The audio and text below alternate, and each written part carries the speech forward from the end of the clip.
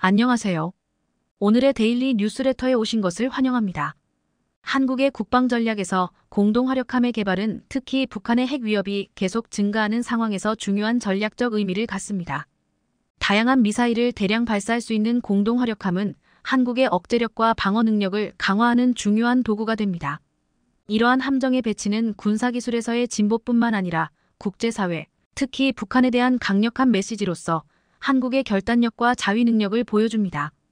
공동 화력함의 등장은 한국의 전반적인 국방 능력을 강화하는 데 기여하며 이 나라가 영토를 보호하고 국가 안보를 위협할 수 있는 어떠한 군사 행동도 차단하는 데 더욱 적극적으로 나설 수 있게 합니다.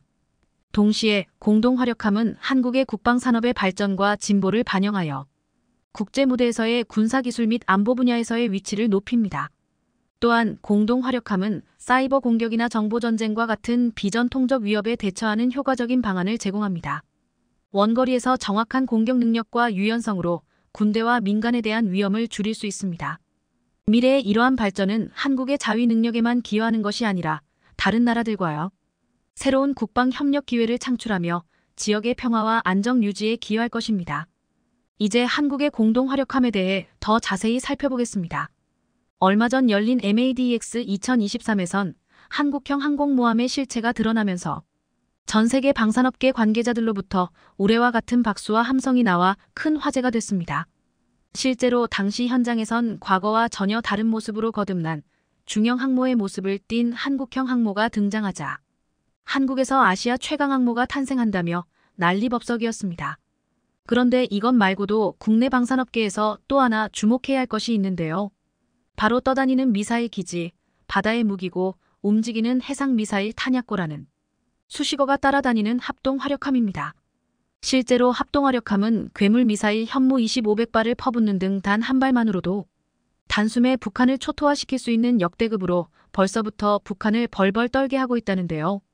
미국도 포기한 일을 한국이 세계 최초로 하고 있어 전 세계 방산업계가 발칵 뒤집혔다고 하는데 자세히 알아보겠습니다.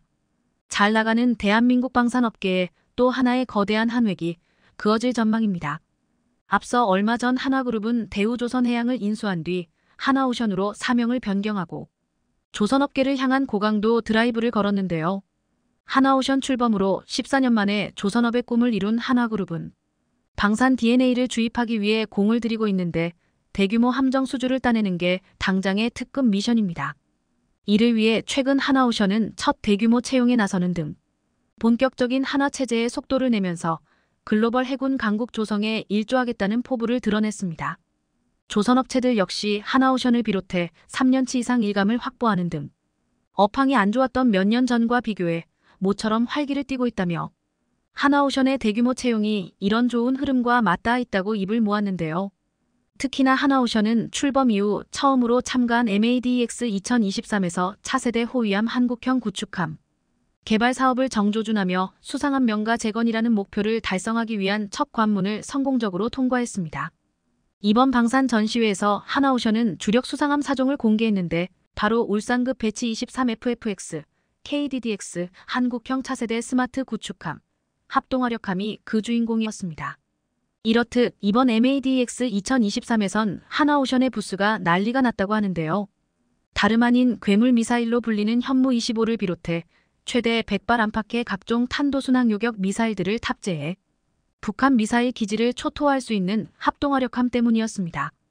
이전에 얘기만 나왔던 합동화력함이 이번에 실제 모형이 처음 공개되자 엄청난 이목이 쏠렸던 것으로 이 같은 함정의 도입 추진은 세계에서 처음이라 더욱더 주목됐습니다. 방산업계에 따르면 하나오션은 지난 7일 부산 백스코에서 열린 MADEX 2023에서 합동화력함 모형을 처음으로 공개했습니다. 공개된 합동화력함은 대형 이지스 구축함 크기인 배수량 8000T급으로 길이 150m, 폭 20여m에 달하며 특히 예상보다 많은 약 100기의 미사일 수직 발사기 VLS들이 장착돼 뜨거운 관심을 받았는데요. 당초 검토됐던 합동화력함은 5000T급의 80기의 미사일 수직 발사기를 탑재하는 형태였는데 예상과 달리 외형이 스텔스함 구축함 형태를 띠는 등 화력도 계획보다 강화된 탑재 미사일 숫자가 늘어나면서 한껏 힘을 실은 모습이었습니다. 사실 그동안 우리 해군은 몇 년 전부터 합동화력함의 구성이나 목표에 대해 연구를 진행해 왔는데 공식적으로 합동화력함을 건조하겠다고 밝힌 건 2018년 국회 국정감사 때였습니다. 그러던 중 앞서 4월 당시 대우조선해양이 합동화력함의 개념 설계 계약을 따내는데 성공했고 한화가 대우조선해양을 인수하면서 뒤를 잇게 됐습니다. 그리고 마침내 MADX 2023에서 합동화력함 개념 모델이 처음 공개된 겁니다. 개념 설계는 말 그대로 개념을 잡는 것으로 세부적인 부품 하나하나까지 정하지 않지만 길이, 폭, 무게, 사용 장비의 큰 틀을 잡고 어떤 성능을 낼 수 있을지, 가격과 제작 시간은 어떻게 될지 예측하는 설계입니다. 그런데 앞서 4월에 대우조선해양이 개념 설계 우선 협상 대상자로 선정됐다고 하니 일을 시작한 지 불과 2달 정도밖에 흐르지 않은 건데요. 이런 점을 미뤄볼 때 하나오션이 공개한 합동화력함은 아직 불확실한 부분이 있지만 기존에 알려진 5,000톤급 선체나 상륙함 개조 설계와는 완전히 다른 디자인을 내놓았다고 하는 거의 기적과도 같은 정말 놀라운 일입니다. 여기서 주목해야 할 점은 이를 통해 미래 대한민국 해군의 모습을 살펴볼 수 있다는 것으로 하나오션이 공개한 합동화력함을 간단히 설명하자면 모든 미사일을 탑재할 수 있는 부족한 점 없는 중대형 전투함입니다.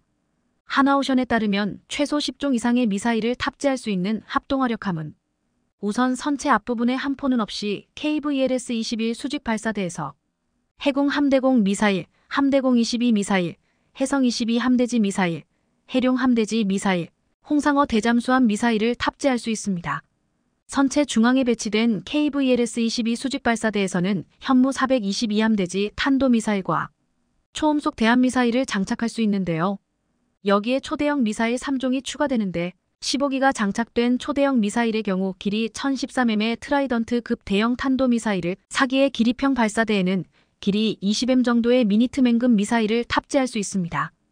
또한 가장 뒤쪽에 설치되어 있는 건 대한항공이 누리호 기술을 사용해 제작할 25m 길이의 500kg급 소형 위성 발사체입니다. 즉 하나오션이 지금까지 한국이 개발한 거의 모든 장거리 순항 및 탄도미사일과 ADD가 비밀리에 개발한 초고위력 미사일을 모두 탑재할 수 있도록 합동화력함 설계를 진행하고 있다는 사실을 확인할 수 있는데요.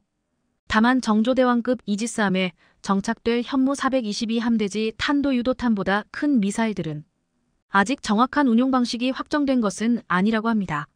그래서 합동화력함의 현실적 모습은 ICBM급 초거대 미사일을 운용하는 것보다 해성 22 아음속 순항 미사일, 초음속 대함 미사일, 현무 422 미사일 3종을 운용하는 모델을 먼저 건조할 가능성이 크다는 게 방산업계의 관측입니다. 실제로 하나오션은 모형과 달리 KLVS-22와 미래형 지상공격 함포를 장착한 모델도 이미 디자인한 것으로 알려져 있는데요. KLVS-22와 미래형 함포를 장착한 합동화력함의 경우 동해상에서 전개해 유사시 활공 유도 포탄을 장착한 장거리 함포로 해병대의 상륙작전을 지원한다는 목표입니다. 또한 현무 422 미사일과 해성 22 미사일로 1시간 내 100곳 이상의 북한 핵심 표적을 타격하는 임무에 투입될 수 있을 것으로 보입니다. 특히나 합동화력함의 스펙 중 가장 관심을 끌고 있는 건 함정 뒤편에 있는 길이 20m가량에 달하는 4기의 기립형 발사대인데요. 이는 평양 주석궁과 지하 100m 깊이에 있는 이른바 김정은 벙커를 한 발에 무력화할 수 있는 괴물 미사일 현무 25를 탑재하기 위한 것으로 분석되고 있습니다. 현무 25 4발이면 주석궁 일대 등 북한 권력의 중심부를 초토화할 수 있는 수준이라 떠다니는 미사일 기지라고 해도 과언이 아닙니다. 대북 대량응징 보복 핵심 무기인 현무 25는 세계 최대 중량인 89톤의 탄두를 탑재하는데 실제로 탄두 중량을 줄일 경우 3000km 비행할 수 있어 중거리 탄도미사일로 전환될 수도 있습니다. 앞서 올해 초 시험 비행에 성공한 고체 연료 위성 발사체로 인해 현무 25 개발에 가속도가 붙으면서 합동화력함에 탑재될 일만 남았는데요. 물론 한국 해군은 합동화력함이 아니더라도 현재도 수상함과 잠수함으로 지상 공격 임무를 수행할 수 있습니다. 그러나 합동화력함은 수상함과 전투기들과 달리 일시에 지상 목표에 대규모 화력을 퍼부을 수 있다는 장점이 있어 오롯이 지상 공격에 집중하는 함정이라는 점이 다릅니다. 합동화력함의 또 다른 이점은 포착이 어렵고 공격 수단도 마땅치 않다는 점으로 북한이 자랑하는 특수전 부대들의 공격도 쉽게 피할 수 있습니다. 한국이 이렇게 합동화력함에 공을 들이고 있는 건 미국조차 포기한 그야말로 아무도 닿은 적 없는 미지의 영역에 처음 도전하는 전투함이라서 그렇습니다. 앞서 1990년대 미 해군은 토마호크 함대지 크루즈 미사일이 걸프전에서 크게 활약하자 크루즈 미사일 수백 발을 대량으로 탑재한 아스널 쉽의 건조를 추진했었습니다. 가성비를 살리기 위해 강력한 스텔스 성능을 갖추되 함정 방어 미사일과 함포는 탑재하지 않고 미사일만 탑재한 병기고함이었는데 안타깝게도 논란이 많아 취소됐습니다. 우리 합동화력함이 세계 최초 사례라는 평가가 나오는 이유인데요. 군 당국에 따르면 합동화력함은 올해 안에 기본 설계를 완료하고 내년부터 상세 설계에 착수해 2020년대 후반까지 도입하는 목표를 갖고 있다고 합니다. 북핵 위협이 날로 고도화되는 지금 당장 전쟁이 나면 보복할 수 있는 가장 중요한 무기 체계가 바로 합동화력함인데요. 합동화력함의 탄도미사일은 몇 분 안에 즉각 북한의 핵심 목표 수십 곳을 타격할 수 있는 중요한 우리의 자산으로 우리 해군과 방위산업계가 머리를 맞대어 엄청난 결과를 내놓아 전 세계 방위산업에 새로운 역사를 쓰길 응원하겠습니다. 한국이 국방 예산만 1,000조 원을 쓴다는 이른바 천조국 미국을 집어삼켰다는 소식입니다. 실제로 최근 한국 방산업체가 국내 최초로 미국 조선소 인수를 결정하면서 전 세계 방산업계가 충격에 휩싸였는데요. 더구나 방산 분야에서 덩치와 규모가 상당하고 고도의 기술을 요구하는 잠수함 분야에서 엄청난 성과를 내고 있다는 소식에 한국이 미국을 뛰어넘는 건 시간 문제라는 말까지 나오고 있다는데 무슨 일인지 자세히 알아보겠습니다. 지난 17일부터 6일간 서울에서 열린 서울국제항공우주방위산업 전시회 ADX 2023에서 방산 강국으로 떠오른 한국의 다채로운 무기체계가 공개된 가운데 한화오션이 잠수함을 끌고 등장해 입을 벌어지게 만들었습니다. 사실 아덱스의 경우 화려한 에어쇼와 첨단 비행기, 우주발사체 등이 중심이 되는 항공우주방산산업 전시회인 만큼 3000T급 중형 잠수함을 들고 나타난 한화오션의 모습에 놀라울 수밖에 없었는데요. 실제로 이 자리에서 한화오션은 해군 최신 함정이자 곧 발주 예정인 장보고3 배치 22 중형 잠수함과 대한민국 스마트 네이비 구현을 위해 제시한 무인 전력지휘 통제함을 선보였습니다. 이번에 대한민국의 방산 위상을 한껏 세운 대표주자인 장보고3 배치 21을 공개하면서 해외 함정 사업을 선도하겠다는 굳은 의지를 보여준 것으로 보입니다. 그것도 그럴 것이 장보고3 배치 22에는 한화오션이 개발한 공기부료 추진체계 AIP와 한화에어로스페이스의 리튬이온 전지를 결합한 하이브리드 추진체계가 세계 최초로 탑재돼 엄청난 주목을 받았는데요. AIP 연료 전지와 리튬 배터리를 결합한 추진체계를 적용한 게 한화오션 잠수함이 세계 최초이기 때문입니다. 이 덕분에 원자력 추진 잠수함을 제외하고 잠항 시간이 세계에서 가장 길며 세계에서 7번째로 수직발 사체계 실험에도 성공했습니다. 한화오션이 이번에 공개한 최신 전투함정은 3000T급 국산 중형 잠수함을 업그레이드한 버전으로 현재 취역 중인 안창호함, 안무함보다 여러 면에서 더 뛰어나다는 평가입니다. 실제로 도산 안창호함과 안무함보다 길이와 무장, 연료 전지체계, 말구평 소나 관통형 공격잠 만경, 디젤 엔진 기종 변경 등의 작전 성능이 향상됐습니다. 곧 발주될 것으로 알려진 이 잠수함은 현재 인도네시아, 필리핀, 캐나다, 폴란드 등 각국의 국방부와 방위사업 청각, 고위 관계자들이 눈독을 들이고 있어 수주 이야기도 벌써부터 흘러나오고 있는 중입니다. 실제로 이번 아덱스에서 이들 국가의 방산 고위 관계자들이 한화오션 부스를 방문해 장보고3 배치 22에 엄청난 관심을 보인 것으로 전해집니다. 그런데 최근 이보다 더 놀라운 소식이 전해지면서 국내 방산업계는 물론 전 세계 방산업계가 한 차례 들썩였습니다. 한화오션이 미국 필리 조선소 인수를 추진하기로 하는 등 미국 시장 진출에 물꼬를 트면서 한국이 드디어 미국에게 도전장을 내밀었다는 엄청난 반응이 나온 겁니다. 미국은 자국에서 일정 수준 이상 건조된 선박에만 운송 권한을 주기에 이번 한화오션의 필리 조선소 인수를 두고 미 방산 조선 사업 진출을 위한 포석이라는 평가가 나오고 있는 겁니다. 더구나 이번 인수가 성공적으로 마무리되면 국내 방산 기업이 처음으로 인수하는 미국 조선소로 기록될 전망인 만큼 대한민국 방산업계 역사에도 한 획을 그을 만한 중요한 변곡점이 될 것으로 보이는데요. 방산업계에 따르면 얼마 전 한화오션은 필라델피아 소재 필리조선소의 인수를 위한 실사단을 파견했으며 실사단 파견 이전부터 인수를 위한 사전 조율을 진행해온 것으로 전해졌습니다. 필리조선소는 노르웨이 해양해상풍력에너지 전문기업 아커 그룹 계열사로 미 해사청에서 발주한 국가안보 다중임무 선박 해저 안반 설치선 등 고부가 선박 수주 실적을 그런데 사실 한화의 이번 필리조선소 인수 타진은 미국 현지 사업을 위한 첫 단추로 평가되고 있습니다. 앞서 말씀드렸던 것처럼 미국은 연합무역법을 통해 자국에서 건조 또는 상당 부분 개조되거나 미국의 해상운송 권한을 등록하고 미국인이 승선한 선박만이 미국 연안운송에 나설 수 있기 때문입니다. 한국을 포함한 대부분 나라는 국내 항구간 운송 권한을 국가가 갖고 해당 국가에 등록된 선박에 한정한다는 법안을 채택하고 있지만 미국은 자국 내 건조라는 추가 조건을 명시하고 있습니다. 이는 선종에 따라 요구 범위가 달라지는데 군이 사용하는 선박의 경우 관련 규정이 더욱 엄격하게 적용됩니다. 특히나 방산업계에서는 이번 인수에 대해 단순히 선박을 건조하는 게 아니라 방산과의 시너지를 고려했을 때 최적의 조건을 갖췄다고 보고 있는데요. 대우조선해양에서 하나오션으로 새 출발한 지 1년도 되지 않아 추진하는 대규모 M-언더어가 어떤 효과를 낳을지 다양한 시선이 나오고 있는 가운데 방산과 해상풍력 사업을 육성하고자 하는 한화오션에 어울리는 M-언더어라는 평가입니다.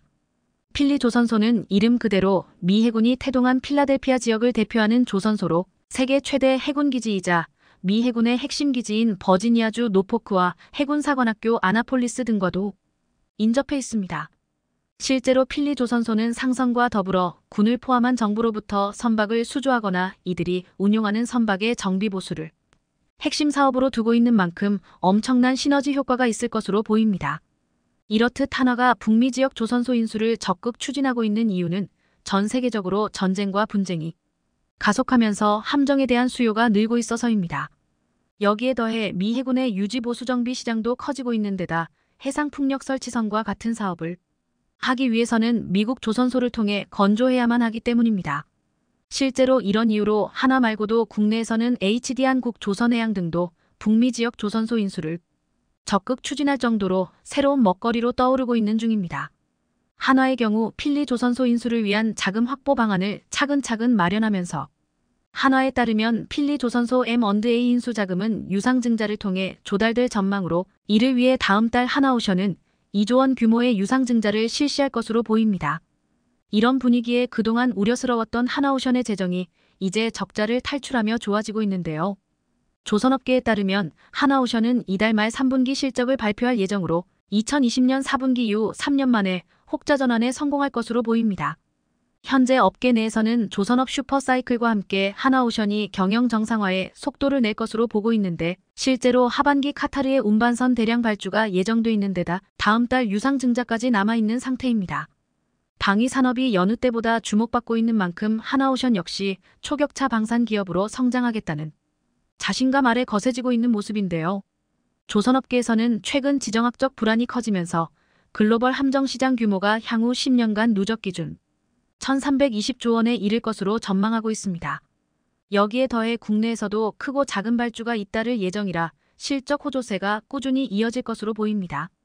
실제로 방사청은 오는 2030년까지 6,000톤급 미니 이지스함을 국산화하는 차세대 한국형 구축함 KDDX 사업자 선정을 내년에 진행할 예정으로 총 6척의 수주 금액은 7조 8천억 원에 달합니다.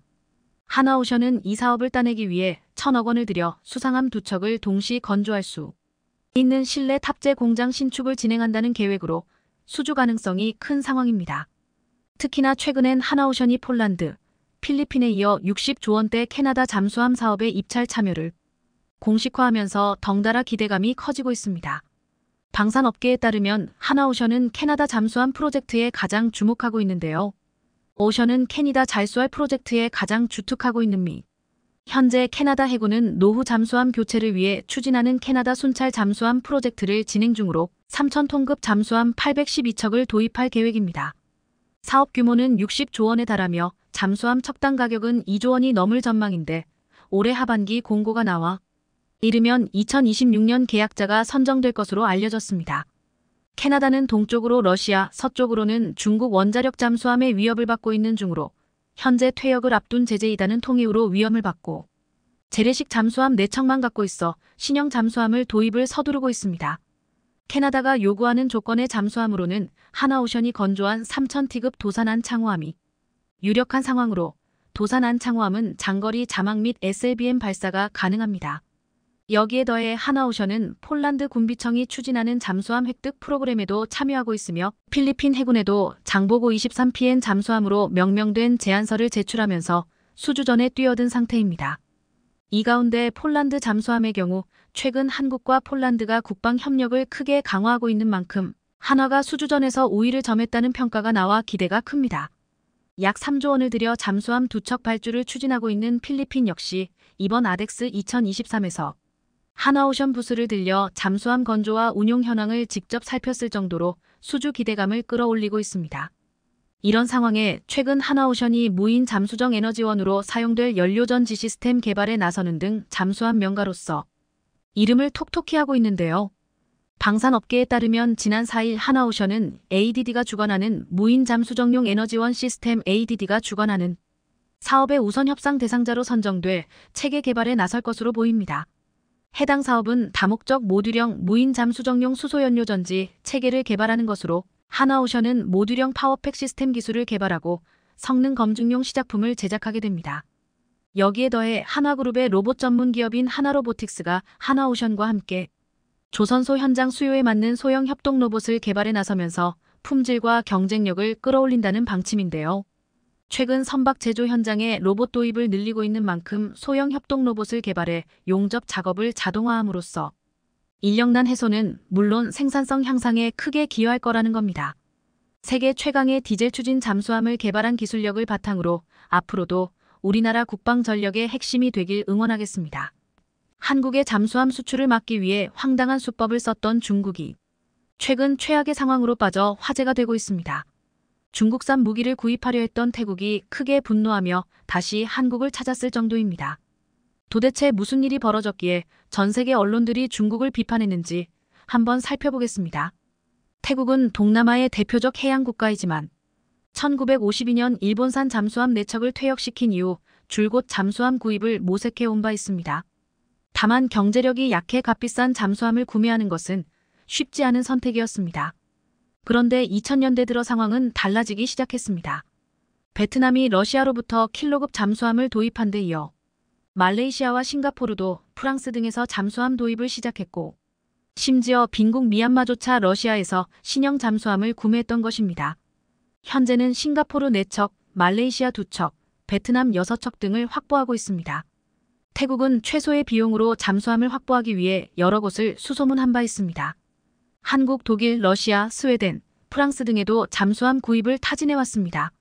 그런데 2011년 독일 해군이 노후 잠수함을 퇴역시키려 한다는 정보를 입수했고 독일로부터 500톤급 소형 잠수함 U206A 6척을 2,500억 원에 구입하려 하기도 했습니다. 30년가량 작전에 투입돼 사용연한이 67년 정도밖에 남아있지 않았는데도 말입니다. 태국 측은 인근 해역에서 작전을 수행하는 데는 문제가 없을 것이라 기대하기도 했습니다. 하지만 독일 정부가 받아들이지 않으면서 계획은 무산됐고 대신 잠수함 건조사인 티센크루프 마린 시스템은 중고 잠수함 대신 신품인 U2209 잠수함을 도입할 것을 제안하기도 했습니다. 태국 해군 역시 이를 긍정적으로 검토하면서 독일과 한국의 10여 명의 장교를 파견해 잠수함 교육을 받기도 했습니다. 태국 해군은 독일 기술에 결코 뒤지지 않으면서 더 가까운 거리에 위치해 후속 군사 지원에도 유리한 한국 잠수함 도입을 내심 바라고 있었습니다. 태국 국방부는 가격 하락을 유도하기 위해 2014년 공개 경쟁 입찰 방식을 채택했습니다. 이때 한국, 중국, 러시아, 프랑스 업체가 입찰에 참여했고 당시 전문가들은 한국 대우조선해양의 낙승을 예상한 바 있습니다. 킬로급 잠수함은 주변국들이 도입하고 있는 기종이어서 구입을 꺼렸고 프랑스 스콜펜급은 너무 비싸기 때문입니다. 그렇다고 중국제 잠수함을 도입하자니 과거 호위함에 대한 트라우마가 발목을 잡았습니다. 태국은 1990년대 초반 중국으로부터 호위함 2척을 헐값에 들여온 적이 있습니다. 태국 역사상 가장 위대한 왕으로 추앙받던 나레수안이라는 이름을 붙이기까지 했습니다. 하지만 오래가지 않아 나레수안이라는 이름에 먹칠을 한 것으로 나타났습니다. 도대체 어떻게 건조를 했는지 볼트와 나사가 곳곳에 튀어나와 있었고 적 미사일이나 포탄에 피격되었을 때 생존을 위해 필요한 방수 격벽조차 없었습니다. 게다가 화재 발생 시 진화를 위한 소화시설도 없었고 전기 배선 체계는 복잡하고 조악했습니다. 무장 발사 버튼을 눌러도 미사일이나 함포가 발사되지 않는 사례가 비일비재하게 발생했을 정도입니다. 중국 함체의 서방 진영의 무기 체계와 전자장비를 통합하는데 어려움을 겪었던 것입니다. 태국은 중국에 수차례 하자보수를 요구했지만 그들은 철저히 무시했습니다. 결국 7,300만 달러를 들여 스웨덴 사브 SAAB의 사격 통제 장치에 대한 전면 개조를 의뢰했고 삼성 탈레스 등 한국 기업의 전투정보 시스템 개량과 유지 보수를 말기기도 했습니다. 결국 실전 배치를 하긴 했는데 인도 후 무려 5년이라는 세월이 흐른 뒤였습니다. 그럼에도 불안했는지 2012년 호위함 2척에 대한 추가 확보 계획을 발표한 바 있습니다. 2013년 대우조선해양에 일대를 발주했는데 가격은 4억 7천만 달러였습니다.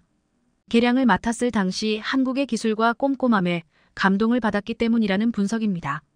이런 상황에 태국 장교들이 한국에서 잠수함 교육까지 받은 상태였기에 대우조선해양의 잠수함 수준은 기정사실처럼 받아들여졌습니다. 하지만 중국이 상상하기 어려운 파격적인 조건을 제시하면서 상황은 급변했습니다. 25년 거치 분할 상환 방식의 무이자 조건이었고 전체 계약 가격의 3배에 달하는 절충 교역을 제시했던 것입니다. 즉 약 3조 원어치의 태국산 물품을 구매해주기로 하며 운용기간 중 품질은 중국 정부가 보증해주기로 했던 것입니다. 이렇게 무리수를 둔 이유는 한국의 호위함에 이어 잠수함까지 빼앗기면 고개를 들 수 없었기 때문이라는 분석도 있습니다. 그리고 미국과 중국의 패권 경쟁이 날이 갈수록 격화되고 있어 국가의 전략적 이익 때문에서라도 중국은 태국을 우군으로 확보하려 했습니다. 미국은 서태평양 국가들을 규합해 중국에 대항하는 연합전선을 구축하고 있었습니다. 앞서 중국은 방글라데시에 2척의 민급 잠수함을 수출했으며 파키스탄과 8척의 위안급 잠수함 수출 계약을 맺기도 했습니다. 태국은 영내에서 전통적으로 미국과 동맹 관계를 유지했으나 군부가 2014년 무혈 쿠데타로 정권을 잡자 관계가 크게 뒤틀린 바 있습니다. 버락 오바마 행정부는 군부 정권을 비판한 반면 중국은 태국 군부에 대해 지지 입장을 보였던 것입니다. 이런 와중에 중국산 잠수함 도입이 결정되자 미국과 태국의 관계는 악화일로를 겪었습니다. 과거 호위함 사태를 겪은 시민들 또한 거세게 반발했고 구입은 잠시 보류되기도 했습니다. 그러자 2017년 중국은 잠수함 3척을 2척 가격에 주겠다는 새로운 제안을 해왔습니다. 태국 총리 또한 일대는 중국이 주는 공짜 선물이라며 국민들을 설득하려 한 바 있습니다. 싸면서도 비교적 좋은 품질의 사후 서비스도 받을 수 있게 됐다는 것입니다. 잠수함 한 척의 구입 비용은 4,400억 원 수준이었습니다. 여기에 탑재 가능한 무기도 같이 제공받기로 했는데 어뢰 16발과 기뢰는 최대 30발을 실을 수 있었습니다. 위안급 39호를 기반으로 태국에 맞게 개발된 S-26T 모델을 받기로 한 것입니다. 최대 속도 18노트로 수중에서 연속 20일간 작전을 할 수 있는 최신형이었습니다. 2020년 초 중국 포털에서는 태국이 한국 호위함을 버리고 중국에서 잠수함 2척을 구입하기로 했다며 기세 등등 보도가 쏟아지기도 했습니다. 그런데 2020년 8월 중국산 잠수함의 추가 구매 계획을 두고 엄청난 파열음이 발생했습니다. 중국 측이 제안한 모든 것이 사기로 나타났기 때문입니다. 그들은 초기 약속과는 다르게 25년 거치식이 아닌 7년 분할 상환을 요구해왔습니다. 게다가 운용기간 중 중국 정부가 품질을 보증한다고 한 약속도 깨고 잠수함 제조사가 2년간 보증해주겠다는 것이 다였습니다. 게다가 계약을 체결한 중국 선박공사 CSOC는 중국 정부를 대표하지도 않았습니다. 잠수함을 건조하는 민간업체로 중국 정부의 보증 약속은 애초에 없었던 것입니다. 그리고 잠수함 기지 건설을 위해 중국 측이 감독관 4명을 파견했는데 이들은 중국어 강사로 노동허가증을 받은 일반 민간인으로 드러났습니다. 중국이 일대를 공짜로 주겠다고 한 것 또한 공짜가 아니었습니다. 기타 무기들을 대량으로 강매시켰던 것입니다. 2017년 중국산 장갑차 VT-21 34대를 태국에 팔았고 2016년에는 중국산 VT-24 전차 28대를 팔아넘기기도 했습니다. 그리고 2019년에는 상륙 강습함까지 태국을 압박해 판매했죠. 약 2천억 원짜리 강습함을 3년 계약으로 판매했던 것입니다. 잠수함을 주문한 곳과 같은 업체에 발주한 것인데 외신들은 한 척을 공짜로 주는 척하면서 기타 무기를 팔아 손해를 메꾸려 한다며 비판하기도 했습니다. 태국 측은 새로 구입하는 잠수함 작전에 호응하기 위해 어쩔 수 없이 구매했다는 설명을 했습니다. 결국 태국이 기대했던 절충교역이 중국을 위한 절충교역이 된 셈입니다. 이 때문에 태국인들은 중국이 사기를 친 것이 아니냐며 항의를 쏟아내고 있습니다. 결국 추가로 구입하기로 했던 계획은 2020년 9월부터 연기가 된 상황입니다. 그런데 올 2월 중국 측이 갑자기 중고 잠수함 2척을 제공하겠다는 연락을 했습니다. 주문한 잠수함의 인도를 기다리는 동안 승조원들을 훈련시키라고 한 것입니다. 그런데 내막을 들여다보니 태국과 계약했던 잠수함에 장착하기로 한 독일제 엔진을 구할 수 없었기 때문으로 드러났던 것입니다. 이는 중국 언론에서도 크게 우려하고 있는 상황입니다. 해당 소식은 최근 워싱턴 포스트 등 외신들을 통해 일파만파로 보도되고 있습니다. 독일제 MTU 디젤 엔진은 중국에 대한 금수 품목으로 지정돼 있었습니다.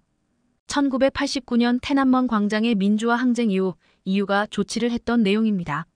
그런데 중국 정부는 태국과 잠수함 계약을 맺기 전에 MTU사와 독일 정부에 문의조차 하지 않은 것으로 나타났습니다. 결국 수입을 못하게 된 중국은 독일제 대신 자국산 엔진을 장착하려 하고 있습니다. 이를 본 태국인들은 잠수함을 위험에 빠뜨리게 할 수는 없다며 강력 항의를 나타냈습니다. 내년 9월께로 예상됐던 첫 번째 잠수함의 인도 시기 또한 기약이 없게 된 상황입니다. 워싱턴 포스트는 중국에서 첨단 무기를 구입하려는 나라들은 EU 부품이 들어가 있으면 인도 지연과 비용 초과가 발생할 수 있다는 경고를 했습니다. 반면 대우조선해양이 인도했던 호위함은 정반대의 평가를 듣고 있습니다. 태국이 주문했던 호위함은 2019년 취역돼 푸미폰이라는 이름이 붙어 있습니다. 태국의 전 국왕남아굿의 이름으로 2016년 89세로 서거할 때까지 70년간 왕좌를 지키며 국민의 존경을 한몸에 받았던 군주입니다. 태국은 푸미폰함에 대한 철저한 검증을 한 후 중국과 같은 문제가 발생하지 않자 지난해 말 서욱 장관을 만나 추가 한 척에 대한 발주를 타진하기도 했습니다. 그러면서 코로나 추세가 좋아지는 대로 국방협력을 전방위로 확대할 계획이라는 언급까지 했습니다. 결국 중국에서 망쳐버린 잠수함 계약도 호위함처럼 다시 한국으로 돌릴 가능성이 높다는 분석입니다. 대우조선해양은 2011년 인도네시아에서 잠수함 3척을 수주해 성공적 진수를 마친 바 있습니다. 한국을 세계에서 5번째 잠수함 수출국 반열에 올려놓았던 것입니다. 그리고 최근에는 3,000톤급 잠수함까지 진수하며 기술력을 입증시켰습니다. 게다가 작년에는 SLBM까지 성공시키며 최강의 위력을 선보인 상태입니다. 세계 정상을 향해 지속 성장하는 한국의 잠수함. 태국도 다시 한국을 선택하길 바랍니다. 중국의 1대1로로 주변국들이 경제 위기에 빠지며 급기야 붕괴에 직면하는 최악의 상황이 벌어지고 있습니다. 작년엔 중국의 진 막대한 외채 때문에 경제난에 시달린 스리랑카에선 시위대가 대통령궁을, 그런데 현재 스리랑카와 같은 상황인, 즉 중국의 진 빚의 함정에 빠진 곳이 10여 개 국가에 달하면서 이들 모두 빈곤의 나락에 빠졌다는 충격적인 소식이 전해졌습니다. AP에 따르면 파키스탄, 잠비아 등 12개국 대부분이 외채의 절반 이상 중국 채무였으며 정부 세수의 3분의 1 이상을 애티부채 상환에 쓰는 것으로 드러났습니다. 하지만 최근 중국 내 경제 상황도 하루가 다르게 심각해지고 있는데 심지어 중국 경제가 몰락하고 있다는 여러 가지 신호들까지 포착되고 있는 상황입니다. 그런데 이 상황에 한국이 중국 몰락을 더욱더 가속화시키고 있다고 하는데 어떻게 된 일인지 자세히 알아보겠습니다. 중국 경제를 둘러싸고 각종 대내외 악재가 겹치고 있는 가운데 중국이 빚더미에 가라앉을 엄청난 위기에 빠졌습니다. 재정 상황이 어찌나 심각한지 중국 지방정부가 3경 원이 넘는 부채로 인해 난방조차 제대로 공급하지 못할 정도라고 해 그야말로 충격을 줬는데요. 블룸버그에 따르면 최근 골드만삭스가 추산한 중국 지방정부 부채는 23조 달러, 약 3경 원이 넘어서는 것으로 드러났습니다. 실제로 중국 헤이롱장성 허강시는 재정위기로 지역사회까지 불안감에 휩싸였는데 이곳은 주력 산업이었던 석탄 산업 몰락과 팬데믹, 부동산 위기가 겹쳐 재정이 급격히 악화됐습니다. 결국 허강은 재정 수입의 2배가 넘는 부채를 견디다 못해 재정 긴축에 들어갔고 그 결과 기반시설 운영에 지장이 생겨 겨울 내내 난방을 하지 못할 처지에 이르렀는데요. 그런데 더 큰 문제는 중국 내 다른 도시들도 수년 안에 허강처럼 될 거라는 전망입니다. 실제로 미국 싱크탱크 매크로폴로는 중앙정부의 보증이 없다면 중국 지방정부의 3분의 2는 채무를 제때 변제할 수 없다는 게 현실이라고 지적했습니다. 여기에 더해 최근 중국의 숨겨진 채무가 급증하며 중국의 부채 비율이 또다시 역대 최고치를 경신했는데요. 중국 국가금융발전연구소에 따르면 중국의 1분기 말 GDP 대비 총부채 비율은 282%로 역대 최고치였던 작년보다 9%나 급등했습니다. 이 가운데 중국 기업의 부채 비율이 167% 기록하며 가장 두드러졌는데 이는 중국 지방정부의 숨겨진 부채 때문인 것으로 보입니다. 중국 지방정부의 자산을 담보로 인프라 투자 사업을 벌이는 LGFV의 채무는 현재 지방정부의 채무로 잡히지 않고 있어 눈속임을 하는 것 아니냐는 지적인데요. LGFV의 채무가 기업 채무로 분류되기 때문에 정부 부채 비율이 낮고 기업 부채 비율이 높게 나온다는 겁니다. 따라서 현재 여러 가지 수치로 드러나고 있는 것보다 훨씬 더 많이 중국의 부채가 상당할 것으로 보입니다. 그런데 심지어 중국 경제 중 가장 큰 부분을 차지하는 부동산 시장이 최악의 상황에 직면하면서 중국의 부채 폭탄은 언제 터질지 모르는 상황인데요. 중국 정부의 활성화 대책에도 부동산 시장이 회복할 기미를 보이지 않으면서 최근엔 빛에 몰린 개발업체들의 아파트가 무더기로 경매에 쏟아지기까지 했습니다. 중국 언론에 따르면 올해 들어 칭다오에서만 494채의 아파트가 법원 경매 물량으로 나오는 등 중국 부동산 시장이 장기 침체에 빠졌다는 사실을 방증했습니다. 그런데 이런 상황에 한국은 탈중국을 가속화하며 중국에 더 큰 걱정거리를 선물해줬습니다. 앞서 열린 G7 정상회의에서 한국이 반도체, 배터리 등 첨단 산업에서 중국에 대한 공급망 의존도를 낮추겠다고 공개적으로 밝힌 건데요.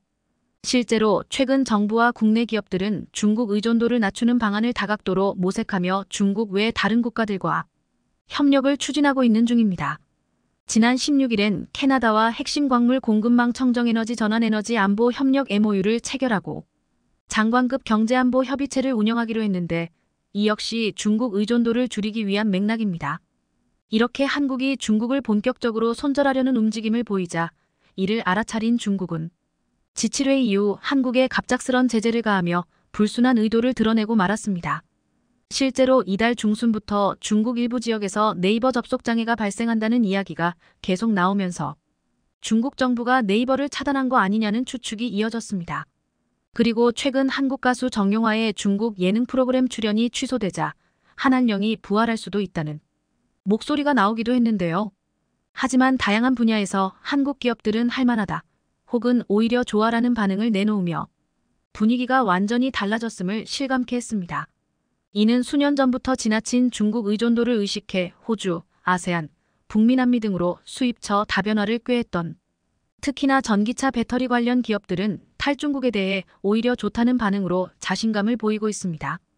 포스코그룹은 그동안 호주 리튬과 니켈 자원 개발을 위해 4조 원 이상의 투자를 해온 것으로 파악되는데 아르헨티나 염호에서 역시 리튬을 채굴할 계획입니다. 이렇게 확보한 자원을 바탕으로 포스코퓨처엠이 각종 배터리 소재를 만든다면 중국 의존도를 크게 낮출 수 있다는 분석입니다. LG화학 역시 최근에 미국 피드몬트 리튬과 연 20만 톤 규모의 리튬 정광 구매 계약을 맺으면서 공급망 다변화를 꾀했습니다.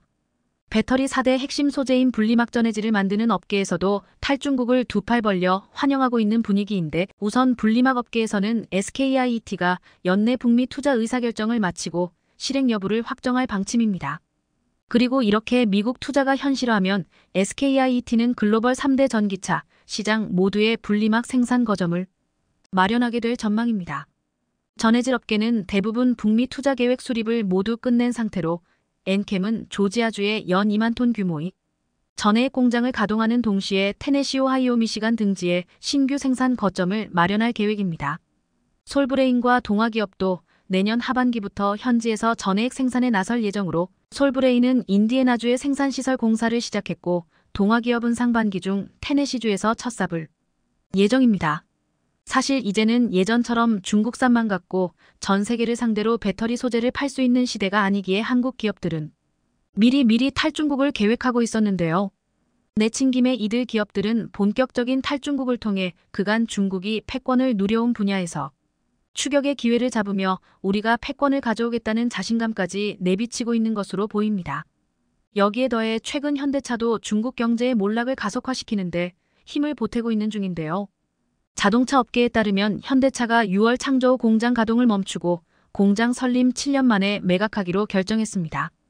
창저우 공장은 현대차의 네 번째 중국 공장으로 현재 공장 일부 설비를 현대차 베이징 1공장에 이관하고 사업 철수 과정을 밟고 있다고 합니다.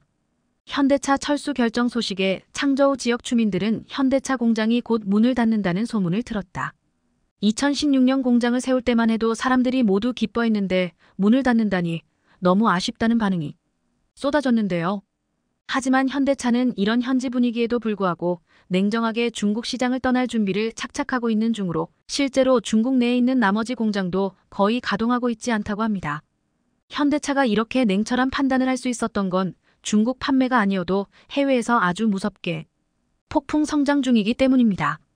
유럽과 미국의 완성차 업체들이 현대차를 의식할 정도로 자동차 업계에선 현대차가 전기차 혁신 기업으로 성장했다는 평가를 받고 있는데요. 최근 월스트리트 저널이 현대차는 어떻게 그렇게 쿨해졌나라는 제목의 기사를 낼 정도로 전기차 시장이 새로운 강자로 두각을 내고 있음을 방증했습니다. 월스트리트 저널은 저가 브랜드를 만들었던 현대차가 전기차의 혁신을 꾀하며 시장 1위인 테슬라를 정조준하고 있다며 찬사를 보냈습니다. 실제로 아이오닉 6는 얼마 전 미국 뉴욕에서 열린 자동차 전시회 2023 WCA에서 최고상인 세계 올해의 차와 함께 올해의 디자인, 올해의 전기차상을 받으며 테슬라의 아성을 위협하고 있는데요. 현대차가 1980년대 엑셀을 내세워 미국에 상륙했을 때만 해도 싼 가격으로 미국 코미디언들이 웃음거리로 삼았던 것과 확 달라진 엄청난 변화입니다. 또한 현대차는 세계 자동차 시장 규모 3위로 올라선 인도 시장에서도 엄청난 폭풍 성장을 이어가며 훨훨 날아오르고 있는데요. 실제로 인도 내 판매량이 꾸준히 늘면서 작년 현대차, 기아의 인도 법인이 벌어들인 순이익이 1조 원에 달하는 것으로 나타났습니다.